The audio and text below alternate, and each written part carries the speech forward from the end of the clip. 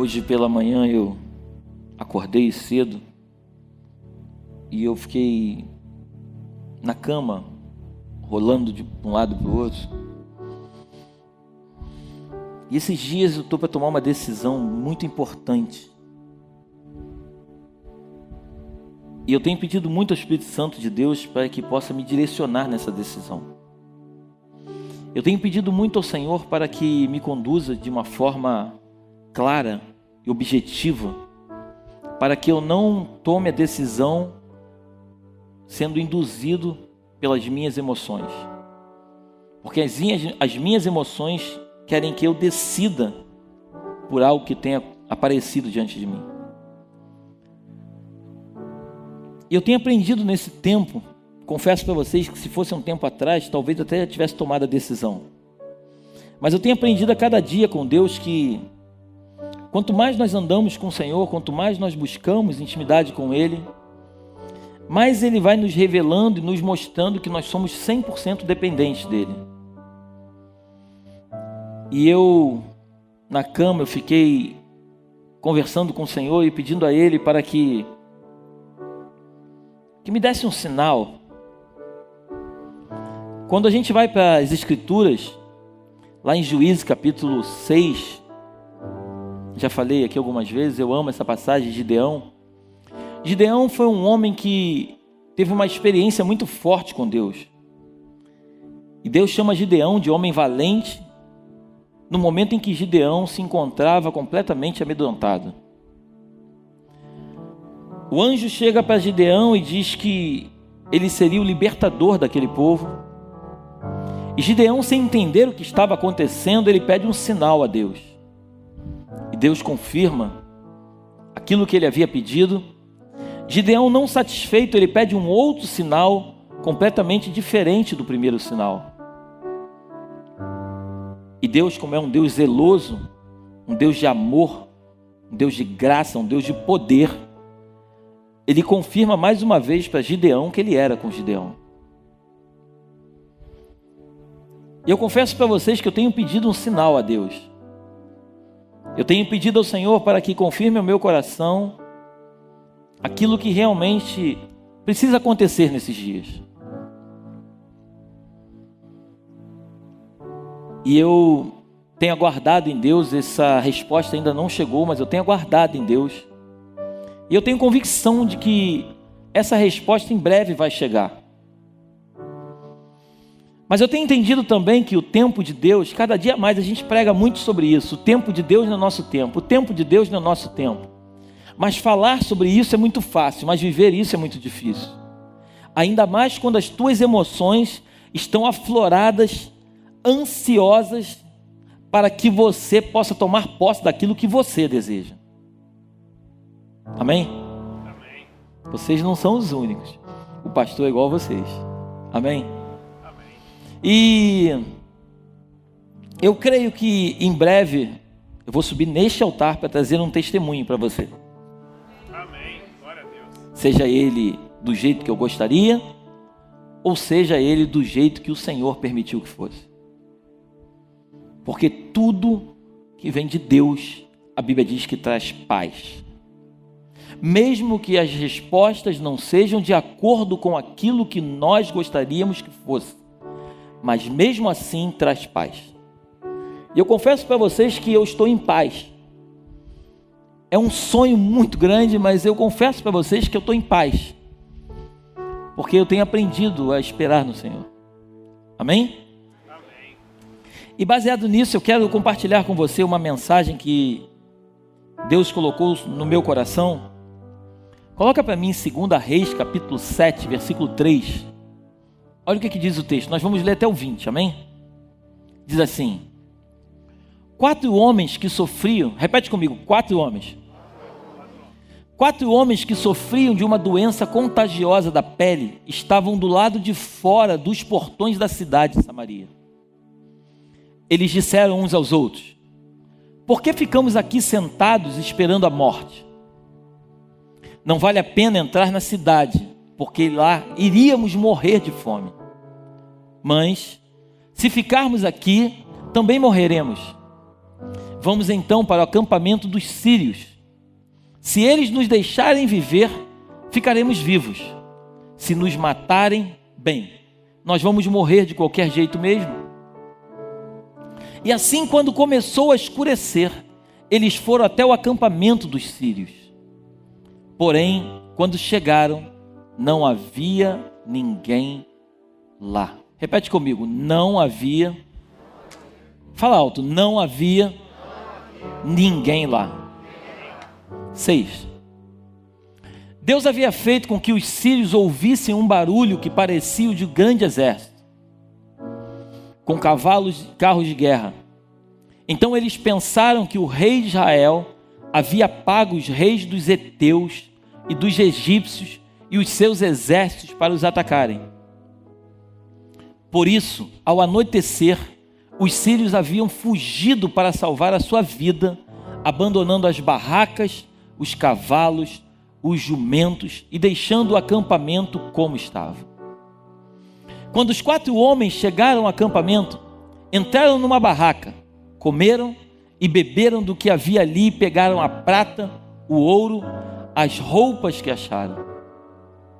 Depois saíram e esconderam tudo. Aí voltaram, entraram em outra barraca e fizeram a mesma coisa. Mas então disseram: nós não estamos agindo bem. Repete comigo, nós não estamos agindo bem. Temos boas notícias e não devíamos ficar calados. Se esperarmos até amanhã para contar, certamente seremos castigados. Vamos agora mesmo contar isso lá no palácio. Então saíram do acampamento dos sírios, voltaram para Samaria e gritaram para os guardas que estavam nos portões: nós fomos até o acampamento dos sírios e não vimos nem ouvimos ninguém. Os cavalos e os jumentos estão lá amarrados e as barracas estão no mesmo jeito que os sírios deixaram. Os guardas anunciaram a notícia e ela foi contada no palácio. Ainda era de noite, mas o rei se levantou e disse aos seus oficiais: vou dizer a vocês o que foi que os sírios planejaram. Eles sabem que nós não temos nenhuma comida e por isso saíram do acampamento e foram se esconder no campo. Eles pensam que nós vamos sair da cidade para procurar comida e aí nos pegarão vivos e conquistarão a cidade. Um dos oficiais disse: os que ficaram aqui na cidade vão morrer de qualquer jeito, como alguns já morreram. Portanto, desde que nós mandemos alguns homens com 5 dos cavalos que restaram. Presta atenção. Com 5 dos cavalos que restaram, para assim podermos descobrir o que foi que aconteceu. Eles escolheram alguns homens e o rei os mandou em 2 carros de guerra, com ordem para descobrirem o que havia acontecido com o exército dos sírios. Os homens foram até o rio Jordão e viram por toda a estrada as roupas e armas que os sírios tinham abandonado enquanto fugiam. Então voltaram e contaram ao rei. O povo de Samaria saiu e avançou nas coisas que tinha no acampamento dos sírios. E conforme o Senhor tinha dito, 3,5 quilos do melhor trigo, ou 7 quilos de cevada foram vendidos por 1 barra de prata. Acontece que o rei de Israel tinha colocado o seu ajudante pessoal como encarregado do portão da cidade. Esse oficial foi atropelado pelo povo e morreu, como Eliseu tinha dito quando o rei tinha ido falar com ele. Eliseu tinha dito ao rei que no dia seguinte, naquela hora, 3,5 quilos do melhor trigo ou 7 quilos de cevada seriam vendidos em Samaria por 1 barra de prata. E o oficial havia respondido: mesmo que o Senhor Deus abrisse janelas no céu e fizesse cair trigo e cevada, isso nunca poderia acontecer. E Eliseu havia respondido: com os seus próprios olhos você vai ver isso acontecer, mas não vai comer. E foi exatamente isso que aconteceu com ele.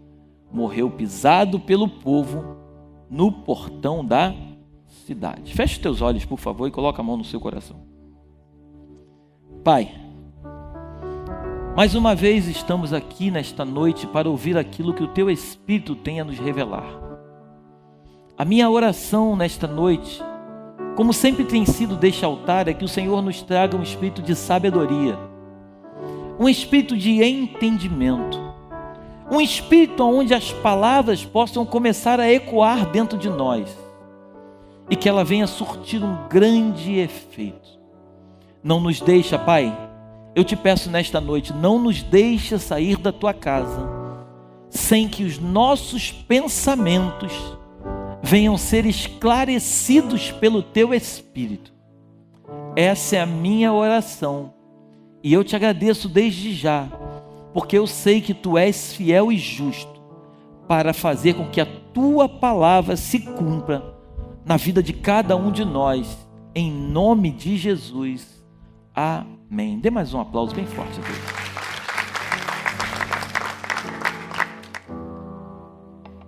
Antes de entrar no capítulo 7, eu quero voltar um pouquinho no capítulo 6. A Bíblia nos conta que no capítulo 6, o rei da Síria, ele estava tramando uma guerra contra o rei de Israel. E aí ele preparou uma emboscada para o povo de Israel. O profeta Eliseu, tomado pelo Espírito de Deus, ele revela ao rei da Síria sobre aquela emboscada. E novamente o rei da Síria, ele ficava planejando várias e várias emboscadas contra o rei de Israel. Mas a Bíblia diz que o profeta Eliseu, ele revelava tudo o que o rei da Síria pensava. E chega um ponto que o rei da Síria pensa o seguinte: quem é o traidor que está dizendo lá para o rei de Israel tudo o que eu penso? Aí de repente aqueles homens se levantam lá e falam: olha, meu senhor, é o profeta Eliseu. Tudo o que o Senhor pensa, o Senhor revela para ele. Mesmo que o Senhor esteja no seu quarto, na sua cama, tudo que é revelado para o Senhor, tudo que o Senhor pensa, Deus revela para aquele homem, e automaticamente aquele homem revela para o rei de Israel. O rei da Síria fica bravo. A Bíblia diz que ele fala assim: então vamos atrás de Eliseu. A Bíblia diz que Eliseu, ele vai para Dotã. Depois em casa, se você tiver a oportunidade, leia esse texto que é muito lindo. Eliseu, ele vai com seu moço Geazi, ele vai para Dotã. Quando ele se encontra em Dotã, a Bíblia diz que o rei da Síria chega ali com homens, ali com um exército poderoso e cerca aquele lugar.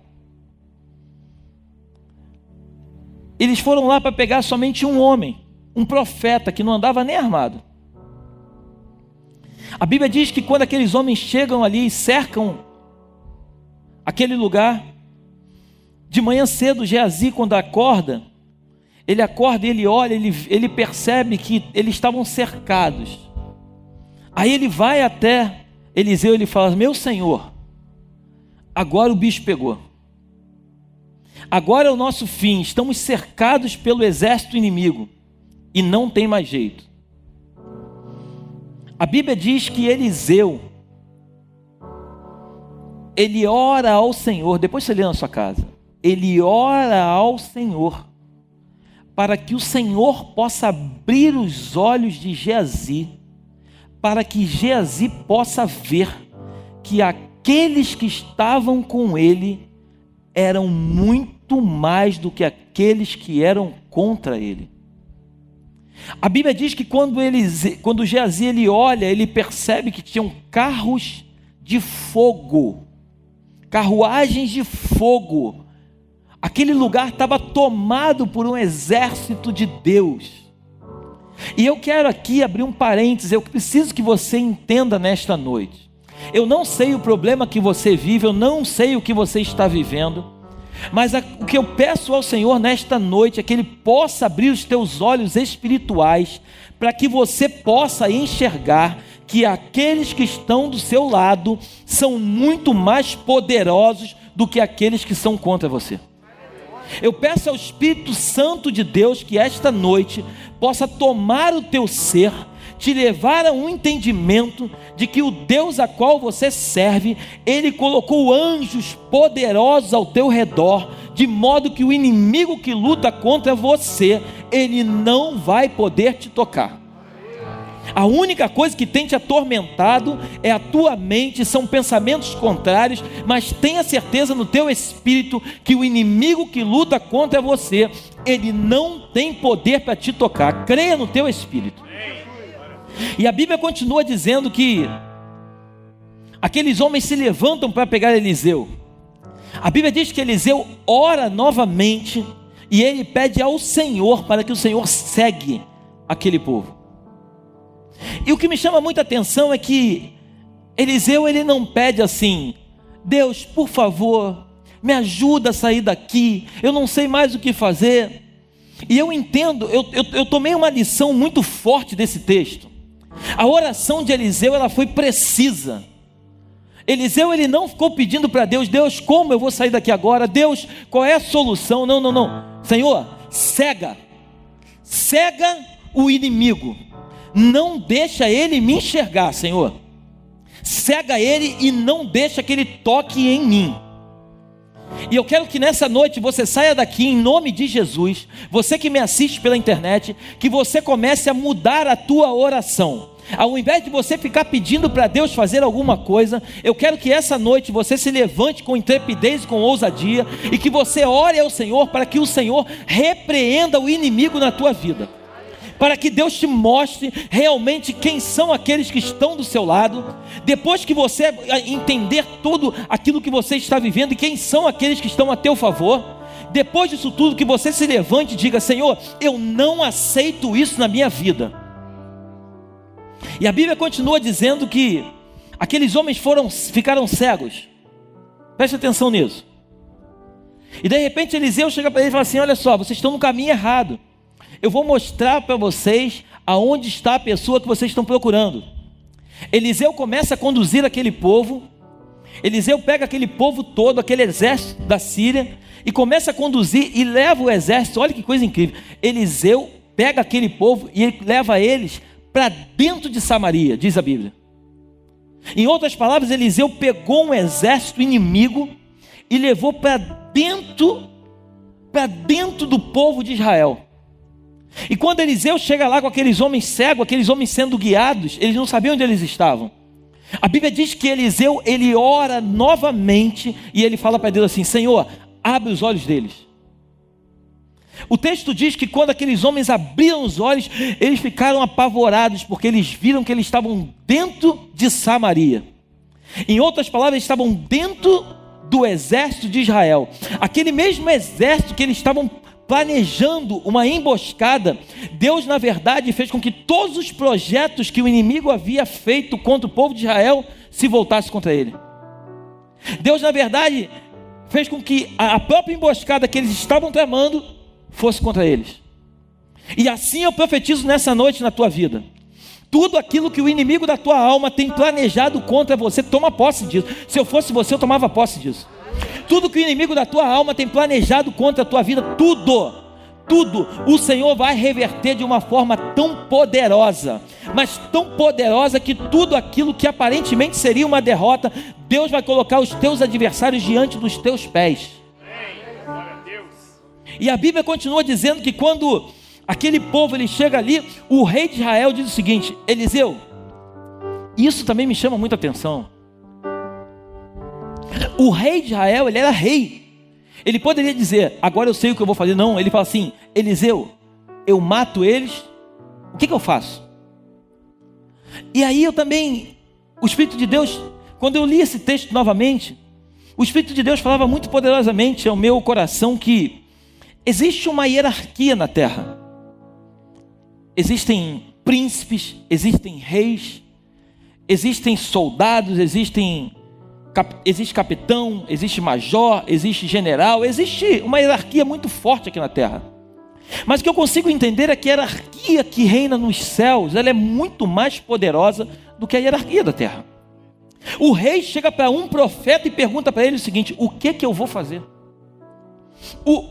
O rei não disse: olha, agora Eliseu, agora que entrou em Samaria, aqui dentro quem manda sou eu. Não. o rei diz o seguinte: Eliseu, o que eu faço com eles? Aí Eliseu fala assim: rei, tu vai fazer o seguinte, prepara um banquete para eles. Eliseu, como? Esse camarada, eles estavam programando, eles estavam projetando a nossa morte. Eles estavam preparando uma emboscada para a gente, Eliseu.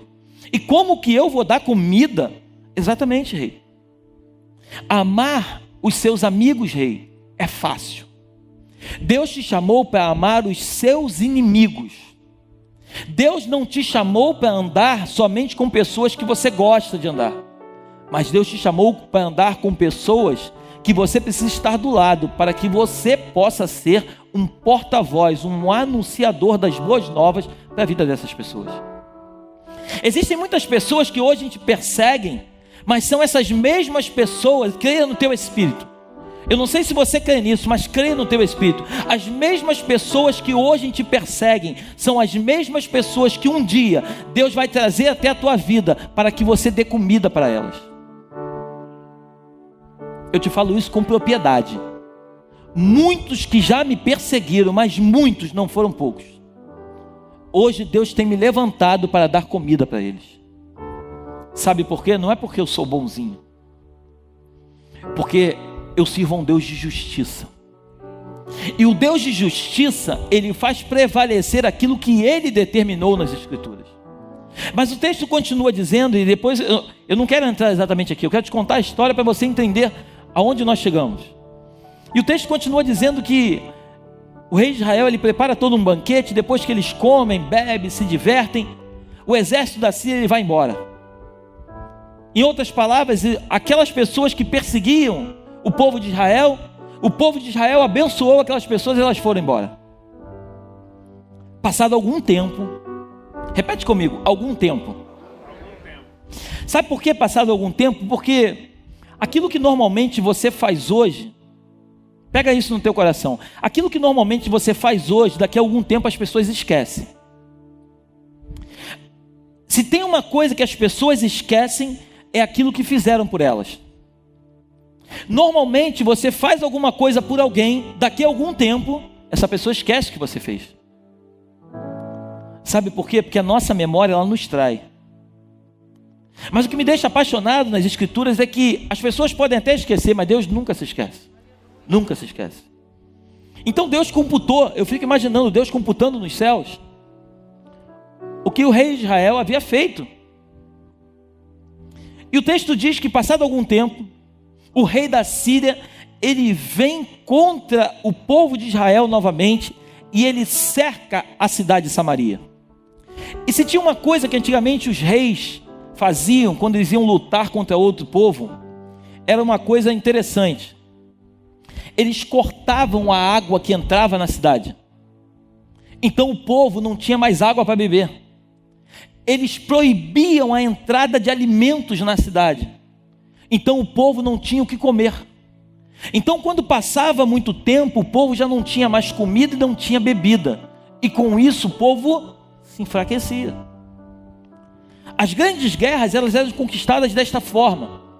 Um exército, quando se levantava contra outro exército, a primeira coisa que eles faziam era interromper a entrada de água naquela cidade.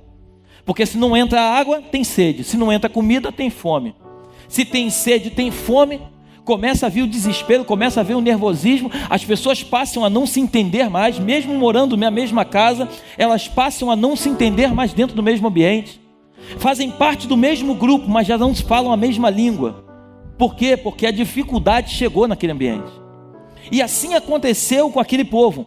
Então o povo de Israel, ele começou a passar uma grande fome naquele momento, e a Bíblia diz que chega ao ponto do rei, ele está andando em cima da muralha, e de repente ele olha para baixo assim, aí ele vê uma mulher e pergunta para ele: meu senhor, me ajude por favor.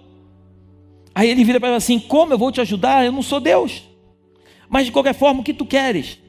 Aí a mulher diz assim: Senhor, ontem eu e essa mulher nós combinamos que hoje eu mataria o meu filho e nós comeríamos ele, e amanhã, no dia seguinte, seria a vez dela matar o filho dela para nós comermos. E eu fiz isso com meu filho, agora ela não quer fazer com dela. A Bíblia diz que naquele momento o rei de Israel, ele rasga as suas roupas, Por baixo das suas roupas ele estava com pano de saco grosso. Em outras palavras, aquilo representava humilhação. Então o rei Israel, ele fica tão irado, e ele fala assim: eu juro que não passará dessa noite, eu vou matar Eliseu. Ele começou a colocar toda a culpa daquele cenário em Eliseu. E eu também quero abrir um outro parênteses aqui. Normalmente, quando as coisas não estão acontecendo de uma maneira correta, sempre nós vamos querer encontrar um culpado. Já reparou que as famílias, elas normalmente brigam muito quando tem uma crise, principalmente uma crise financeira? Por quê? Porque as pessoas, ao invés delas darem as mãos e disserem um para o outro: olha, vamos lutar juntos e vamos sair dessa crise, não. Elas começam a se degladiar dentro do mesmo lar, elas começam a brigar para saber quem é o culpado. E deixa eu te dizer mais uma coisa também nessa noite: nesse momento não tem culpado, não existe culpado. É momento de você, ao invés de tentar buscar um culpado, é momento de você dar as mãos para aqueles que se encontram do teu lado e lutar contra aquilo que você está vivendo. É muito mais fácil você lutar para sair do lugar onde você está vivendo do que propriamente encontrar um culpado para aquilo que você está vivendo. Há um tempo atrás eu recebi uma mensagem de uma pessoa próxima, e ela mandou uma mensagem muito agressiva para mim, como se eu fosse o culpado dela estar vivendo aquilo que ela estava vivendo. E na mesma hora eu entendi da parte de Deus que, na verdade, Ele não estava me culpando, mas Ele queria encontrar um culpado para aquilo que ele estava vivendo. E o Espírito Santo, na mesma hora, Ele me revelou: não fique chateado, não fique, apesar de ter ficado bastante chateado, mas não fique chateado, porque ele não sabe o que ele está fazendo. Ele não sabe o que ele está fazendo. E aí eu consegui, através daquela situação que eu vivi, lendo esse texto, eu consigo perceber claramente que as pessoas, quando elas estão desesperadas, elas precisam encontrar um culpado, ao invés de encontrar a solução do seu problema. E o texto diz que ele manda os seus servos ir até Eliseu, mas é tão interessante que Eliseu chega para o seu moço e fala assim: ó, aquele camarada lá, daqui a pouco ele está batendo na minha porta aí. Daqui a pouco ele está batendo na minha porta para querer vir tirar satisfação comigo. Passado algum tempo, daqui a pouco aparece o rei lá. Eliseu vira para ele e fala só uma coisa: ó, amanhã, esse mesmo horário, você vai comprar 3,5 kg de trigo e 7 quilos de cevada por uma barra de prata. O assessor, o camarada que trabalhava para o rei, ele diz o seguinte: isso é impossível. Mesmo que os céus se abram, isso é impossível. Mesmo que aconteça o maior milagre do mundo, isso é impossível. E deixa eu te dizer mais uma coisa também. A Bíblia diz que tudo é possível ao que crê. Então é impossível para quem não tem fé. É impossível para quem não acredita em Deus. É impossível para quem não sabe quem é o Deus a qual você serve. Então toda pessoa que diz que é impossível é porque ela não conhece a Deus. Porque quem conhece a Deus tem certeza e convicção que tudo é possível àquele que crê. E quando aquele camarada se levanta, ele diz: é impossível isso acontecer. Eliseu vira para ele e fala assim: ó, tanto vai acontecer como você vai ver com os teus olhos, mas você não vai compartilhar disso por causa da tua falta de fé. O texto continua dizendo, eu quero que você volte comigo ali em 2 Reis capítulo 7, bota no versículo 7. Por isso, ao anoitecer, os sírios haviam fugido para salvar a sua vida, abandonando as barracas, os cavalos, os jumentos e deixando o acampamento como estava. Pode deixar aqui na tela. No versículo 3 começa a falar sobre 4 homens. Esses homens eles eram leprosos, eles tinham doença na pele, eles eram leprosos. E os leprosos naquela época, eles não poderiam ficar dentro da cidade, eles ficavam fora da cidade. E eu quero que você fique tentando imaginar a situação.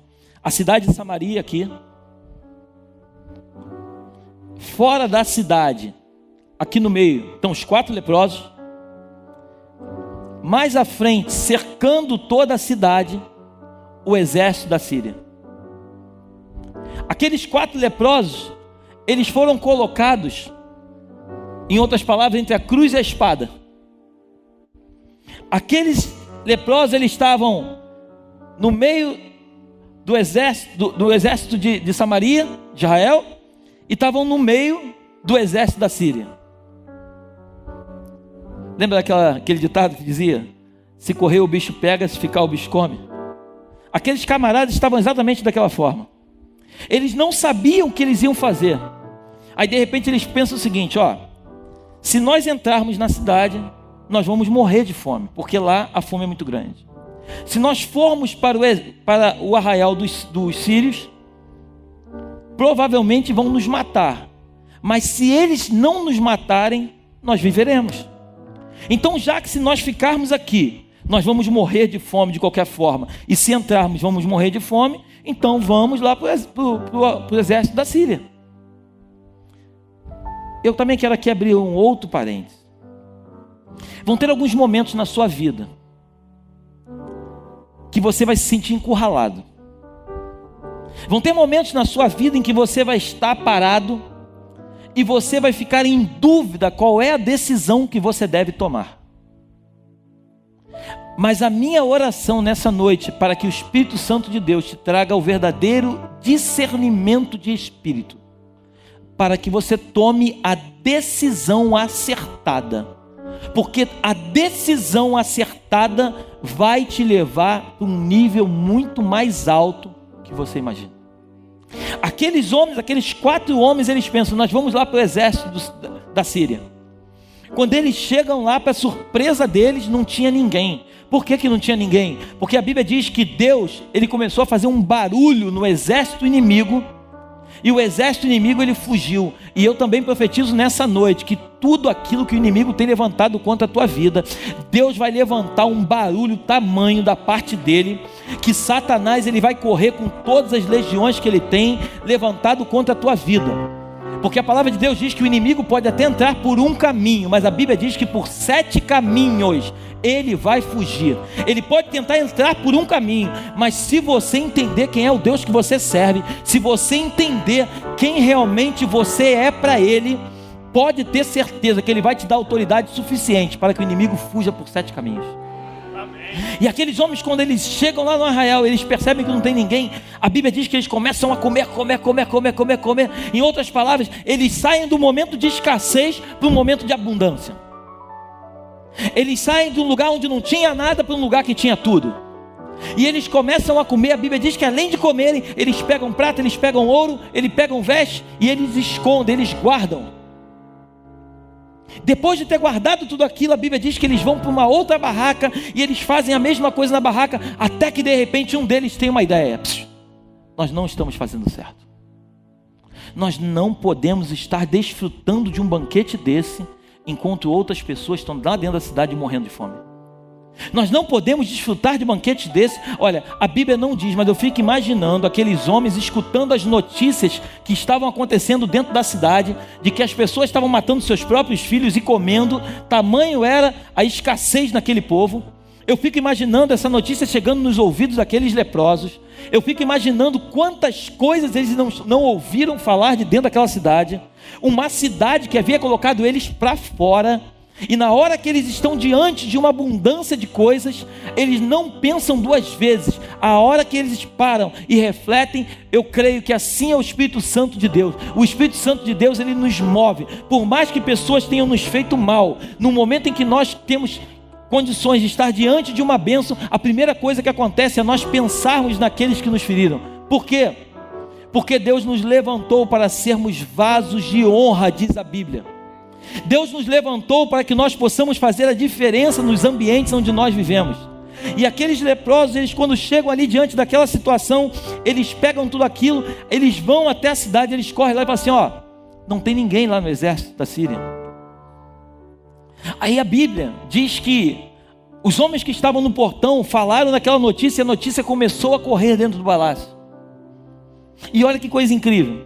Quando você descobrir alguma coisa boa da parte de Deus, seja um porta-voz das boas notícias. Porque as boas notícias precisam ecoar. As boas notícias precisam percorrer até chegar aos ouvidos daqueles que necessitam. Quando nós começamos a campanha aqui na igreja, da ação social, muitas pessoas não nos conheciam, mas aquilo que nós começamos a fazer aqui, começou a ecoar para pessoas longe daqui, e as pessoas que talvez nunca tenham nos visto, ouviram falar do nosso nome, e nos procuraram. E sabe o que eu fico feliz? Que Deus nos deu a oportunidade de abençoar essas pessoas, e essas pessoas foram abençoadas por nós, e automaticamente abençoaram outras pessoas. Porque assim é uma vida com Deus. Uma vida com Deus não é você sair da tua casa, orar para que Deus mude a tua história de vida, e depois que está tudo mudado, está tudo maravilhoso, acabou. Não. Deus te chamou, na verdade, não foi para mudar a tua história de vida, mas foi para que você mude a história de outros. Deus te chamou para que você possa propagar o Evangelho de Cristo. Eu estava esses dias meditando, e olha que coisa incrível. O Islã tem crescido muito, amém? Sim ou não?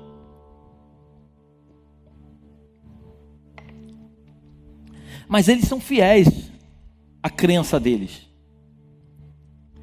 Eles morrem por aquilo que eles acreditam. E eu te pergunto nessa noite, não precisa levantar a mão. Você teria coragem hoje de entregar a tua vida por Cristo? Você teria coragem hoje de ser um mártir da igreja de Cristo? Não precisa responder, só reflete. Por mais que a causa deles não seja uma causa correta, mas eles acreditam tanto na causa deles que eles dão a vida por aquilo que eles acreditam. Quando nós olhamos para os apóstolos eram surrados. A Bíblia diz que eles saíam felizes, que eles tinham apanhado e recebido açoites. Hoje nós acreditamos que o evangelho pleno é aquele evangelho onde você está no ar-condicionado, vivendo a tua casa, curtindo do bom e do melhor, e você acredita que Deus está contigo só porque você está vivendo aquilo. Os apóstolos, eles apanhavam, e quanto mais eles apanhavam, mais eles iam para dentro, porque eles sabiam que eles estavam cumprindo o propósito dele, porque eles entenderam que quando eles aborreciam o mundo, é porque eles estavam fazendo a vontade de Deus.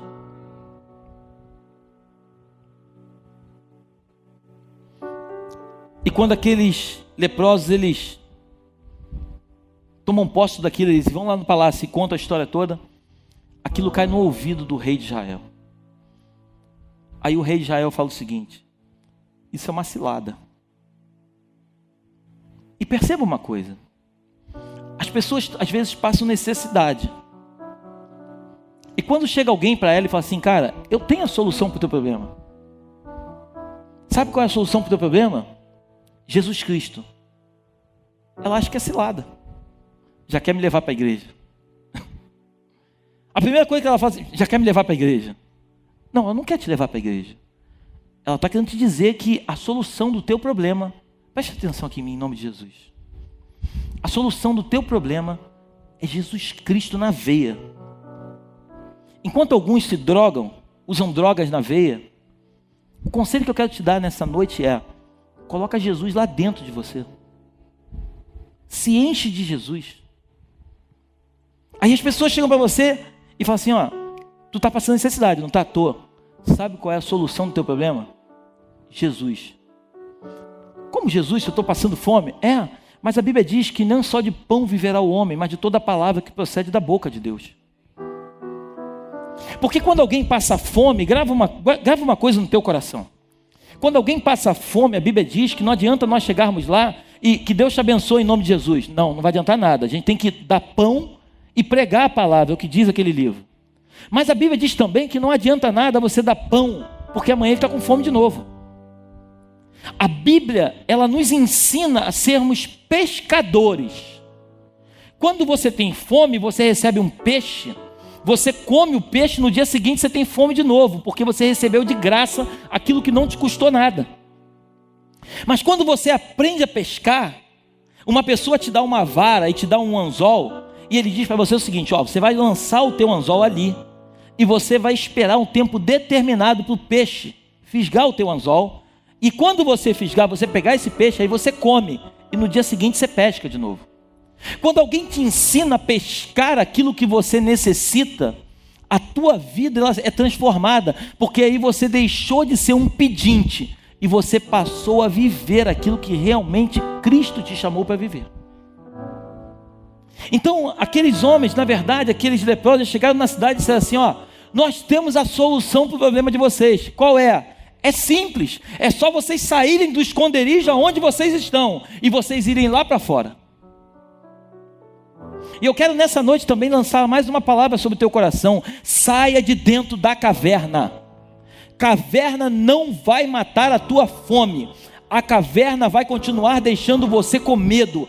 A caverna vai fazer com que você continue apreensivo e com medo de tudo aquilo que está lá fora. Ei, é tempo de sair da caverna. É tempo de arrancar o medo. É tempo de arrancar a tristeza. É tempo de arrancar a angústia e ir lá para fora para produzir, porque Cristo te chamou para reinar.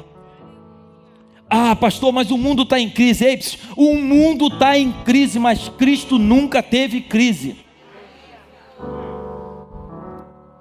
A vergonha tem feito muitas pessoas morrerem de vergonha. Eu acho que você não entendeu. A vergonha, tem muitas pessoas que têm vergonha, e por terem vergonha, estão morrendo de vergonha. Tem muitas pessoas que não conseguem dizer para as outras aquilo que necessitam, porque a soberba e o orgulho é tão grande, que elas na verdade se escondem atrás de uma capa, continuam vivendo e padecendo como estão, mas são incapazes de dizer a verdade para aqueles que estão do seu lado. E essa vergonha que você carrega em você, é a mesma vergonha que vai te matar. É tempo de você rasgar o teu coração. Aqueles mesmos homens que foram desprezados por uma cidade, foram os homens que te trouxeram a solução para ela. Muitas pessoas que talvez você tenha desprezado, provavelmente serão aqueles que serão usados nesse tempo para poder te trazer solução. Ou talvez eu possa estar falando com alguns que foram desprezados, e que hoje Deus está levantando para levar solução para aqueles que um dia te desprezaram. Eu não sei se você faz parte daqueles que estão dentro da cidade.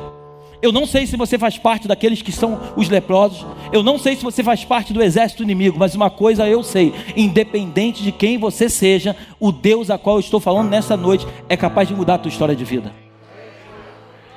Pô, pastor, como mudar se você está falando que existe um outro grupo que pode ser do exército inimigo? Isso sim. Você lembra quando o exército inimigo ele tentou cercar Eliseu? O que Eliseu fez? Eliseu levou ele até os seus adversários e preparou um banquete para eles.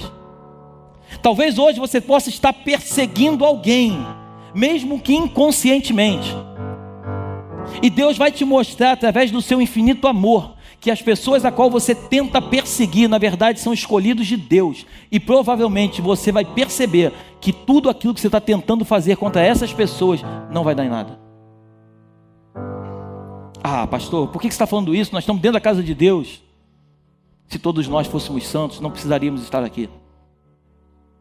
Todos nós estamos aqui a começar por esse altar, porque todos nós necessitamos da glória de Deus. Precisamos mudar a cada dia. Cada vez mais, eu não sei você, mas cada vez mais quando eu olho para dentro de mim, eu percebo o quão sujo eu sou. Cada vez mais que eu olho para o meu interior, eu percebo que muitas coisas precisam mudar dentro de mim. Mas sabe o que Deus se agrada de mim? Porque eu abro os meus lábios e eu falo a verdade para Ele. Eu rasgo o meu coração e eu falo: habita em mim. Porque se o Senhor não habitar em mim, eu nunca vou conseguir executar aquilo que o Senhor me chamou para fazer. Deixe de lado o teu cargo. Deixe de lado a tua soberba. Deixe de lado a tua vaidade. Deus não trabalha com pessoas soberbas. Deus não trabalha com pessoas arrogantes. Deus não tem pacto com pessoas de altivez. Deus tem prazer em abençoar os humildes. Deus tem prazer em abençoar aqueles que têm certeza que necessitam dele. São esses que Deus tem prazer de abençoar. Deus tem prazer de pegar aquele que não é, para colocar num patamar e mostrar para as pessoas que aquele que não era, passou a ser. Esse é o prazer de Deus. A Bíblia diz que Deus, Ele pega as coisas loucas para confundir os sábios. Ele pega aqueles que não são para mostrar para aqueles que acham que são, que nada são. Aquele povo, eles estavam dentro, e olha que coisa incrível, eu quero que você pegue isso no teu espírito. Eles estavam dentro de uma cidade, em outras palavras, eles estavam protegidos, mas na verdade eles eram a presa. Eles estavam dentro da cidade, eles estavam protegidos, mas estavam morrendo de fome. Talvez você possa se encontrar assim nessa noite, mesmo estando cercado, achando que está protegido, mas na verdade você é a presa. Por que eu sou a presa, pastor? Porque você ainda não entendeu que você precisa sair de dentro da cidade e lá para fora, para tomar posse dos despojos que já foram deixados para você. Deus nos chamou, povo de Deus, para produzir. Deus nos chamou para trabalhar. Tem pessoas que pedem muitas e muitas coisas para Deus, mas Deus não tem parte com preguiçoso. Deus não tem parte com pessoas que não trabalham. Todos os grandes homens de Deus que foram levantados por Ele, todos sem exceção, estavam trabalhando quando foram chamados. Pode ler a Bíblia e você vai ver. Todos os homens estavam fazendo alguma coisa. Pedro estava pescando, Levi estava trabalhando, todos eles estavam trabalhando quando Deus chamou. Gideão estava malhando trigo no lugar do lagar, estava sendo açoitado, o povo de Israel sendo açoitado o tempo todo, mas mesmo assim ele estava lá trabalhando escondido. Deus tem parte com pessoas que trabalham. Deus tem prazer em abençoar aqueles que se esforçam. Por isso a Bíblia diz que o reino dos céus é tomado por esforço. Quando você fica dependente de alguém, achando que Deus vai levantar alguém para te abençoar, até vai, durante um tempo determinado, e depois daquele tempo Deus vai deixar você aprender com Ele e viver aquilo que Ele tem para você. Chegou um tempo, eu conversava no outro dia não, já tem alguns dias já com o meu concunhado, com o Reinaldo, e a gente conversava o seguinte, que tem muita gente dentro da igreja que tem muito problema, porque na verdade tem muito tempo para ficar pensando em problema. Quem trabalha muito não tem tempo para pensar em problema. Quem trabalha muito não fica perdendo tempo com coisas ociosas. Quem trabalha muito só pensa em produzir o tempo todo e fazer a obra de Deus. Pessoas que ficam sem fazer nada o dia todo, essas pessoas provavelmente vão pensar em muitas outras coisas ao invés do trabalho. Ei, chegou um tempo de despertar. Ah, pastor, mas o mercado está difícil. Pode estar faltando emprego, trabalho não está faltando. Trabalho não falta nunca. Deus nos chamou para trabalhar, Deus nos chamou para produzir. Deus nos chamou para ter uma aliança com Ele. Entenda uma coisa, não é você trabalhar muito que você vai ganhar muito dinheiro, é você ter aliança com Deus e as tuas necessidades serem supridas por Ele. Quem trabalha muito provavelmente vai ter um recurso maior, mas não quer dizer que isso virou uma regra, não. O que você precisa, povo de Deus, é ter aliança com Deus, porque quando você tem uma aliança com Deus e você é verdadeiro com Ele, Ele é fiel através de tudo aquilo que Ele prometeu para você. Você está aí? Eu quero fechar minha mensagem. Coloca no versículo 12 para mim. Ainda era de noite, mas o rei se levantou e disse aos seus oficiais: vou dizer a vocês o que foi que os sírios planejaram. Eles sabem que nós não temos nenhuma comida, e por isso saíram do acampamento e foram se esconder no campo. Normalmente,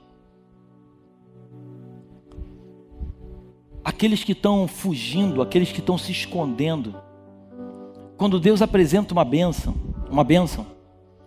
normalmente eles não acreditam naquilo que foi colocado diante deles.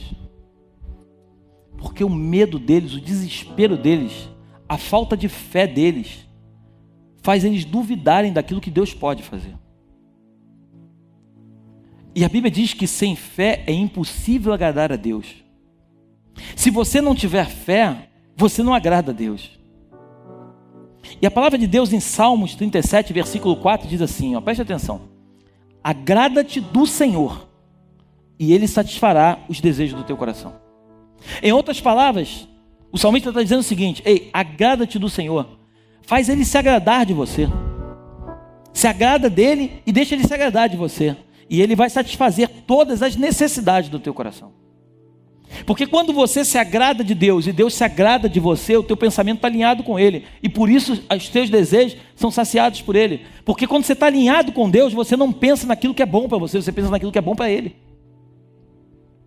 E quando você pensa naquilo que é bom para Ele, Ele se agrada em te abençoar. Agora, quando você pensa naquilo que é bom para você, tudo que é bom só para você, tenha certeza que não é bom para Ele. Uma vida de comunhão com Deus, a mesma coisa é o casal. Quando eles casam e as pessoas são egoístas, pode reparar, quando o casal, uma das partes ela é egoísta, normalmente eles têm problemas. Por quê? Porque o egoísta ele só pensa nele, ele não pensa no seu cônjuge. E por pensar só nele, ele vive uma vida a dois, acreditando que ele é um. Mas a Bíblia nos ensina que já não são mais dois, mas se tornam uma só carne. Então já não é mais os desejos dele, mas sim os desejos deles. Por isso todo casal, quando casa e entende isso, ele passa a viver uma vida plena no casamento. Porque ele já não quer mais viver os desejos dele, mas ele quer viver os desejos deles. Você consegue entender? Amém. Assim é uma vida com Deus. Quando você se relaciona com Deus, você não quer mais viver aquilo que você gostaria de viver, mas você quer viver aquilo que Deus gostaria que você vivesse. Por isso aqui na igreja nós temos um grupo de voluntários, né? E foi interessante que quando nós montamos o grupo de voluntários, 100 e poucas pessoas se colocaram à disposição para trabalhar como voluntários. Eu falei, uau, o povo está animado. Passado um tempo, eu pude perceber que hoje, trabalhando arduamente mesmo no ministério, talvez tenha aí uns 35, 40. Aí eu te pergunto, por quê?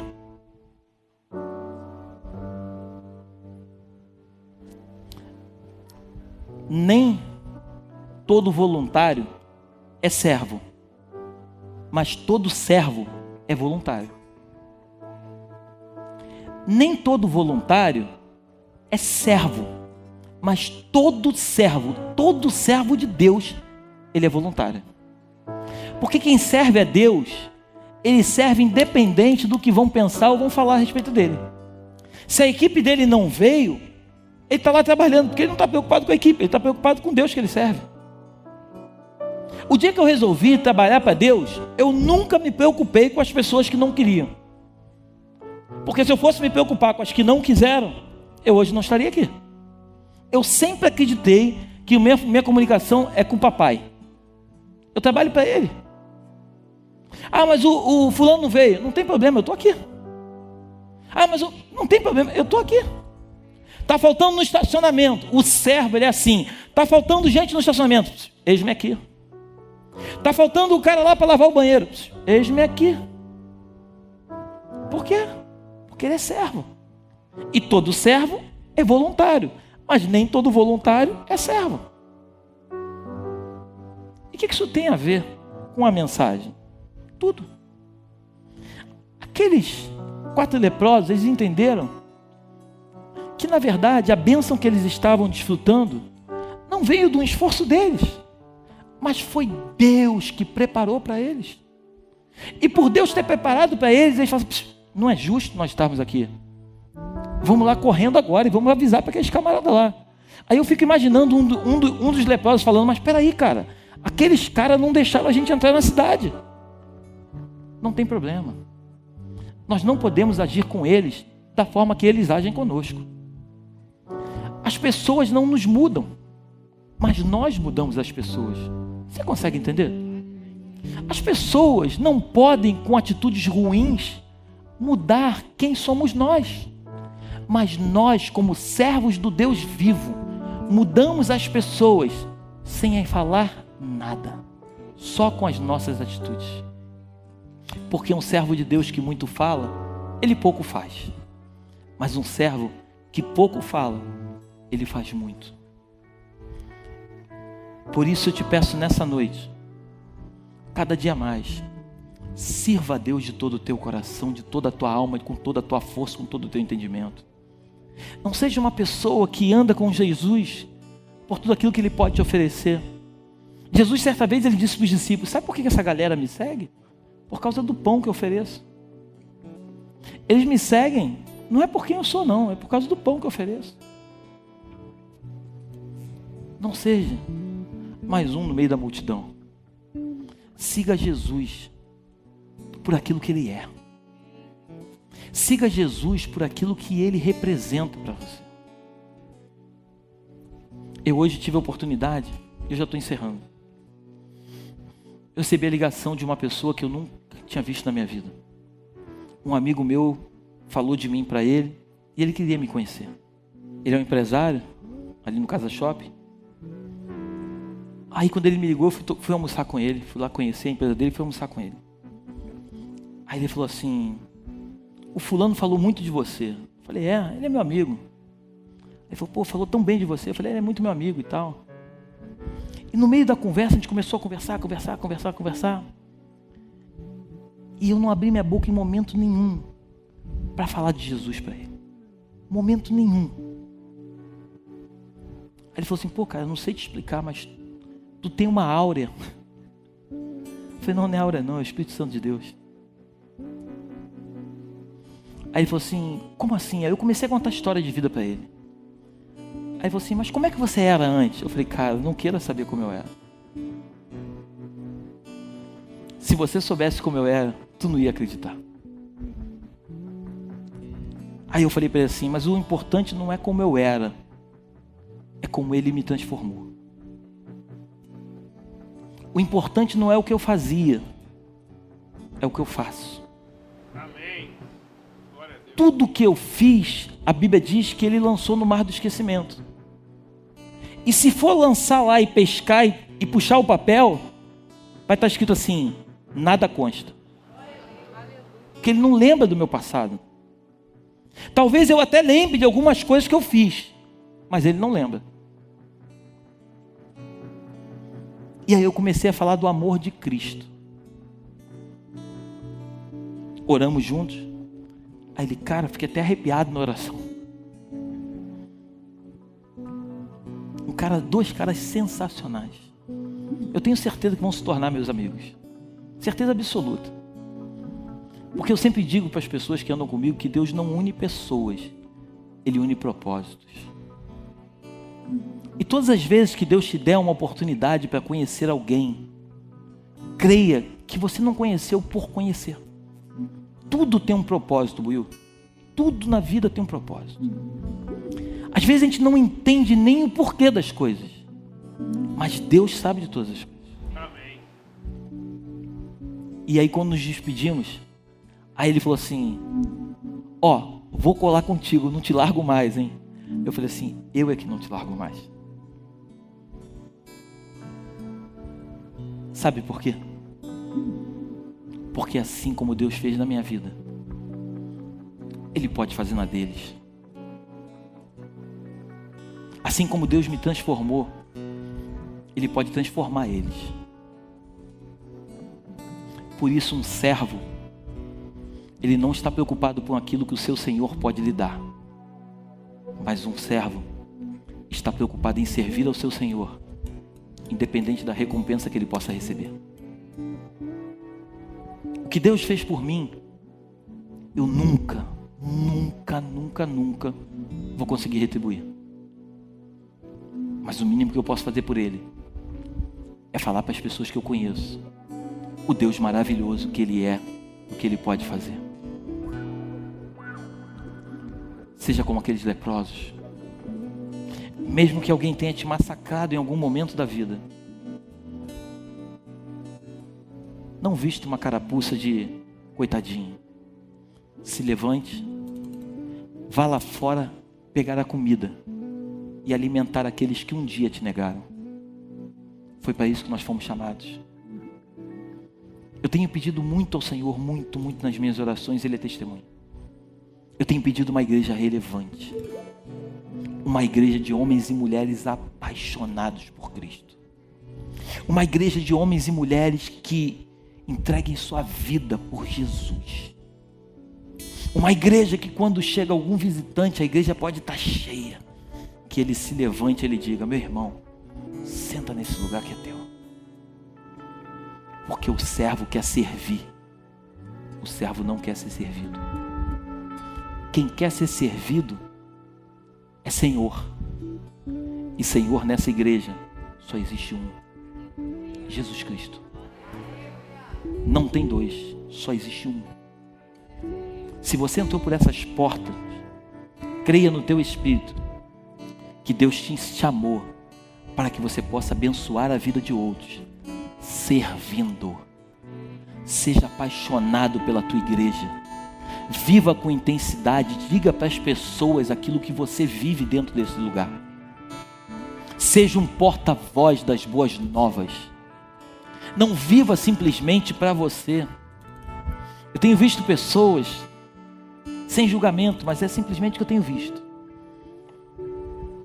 que têm se alimentado bastante aqui, mas são incapazes de compartilhar uma palavra de vida com pessoas que estão do seu lado.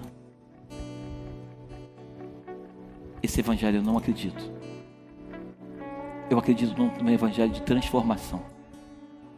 Eu acredito num evangelho onde a divisão ela se multiplica. Jesus, quando esteve diante dos discípulos, a multidão estava com fome. Ele falou assim: o que vocês têm aí? Nós temos 5 pães e 2 peixinhos. É através de poucas coisas que Ele faz o muito. Recebe no teu coração essa palavra. E que o Senhor a cada dia possa nos transformar, a começar por mim. E que nós possamos viver a plenitude daquilo que Jesus Cristo tem para nós. Que Deus te abençoe nessa noite, em nome de Jesus. Amém.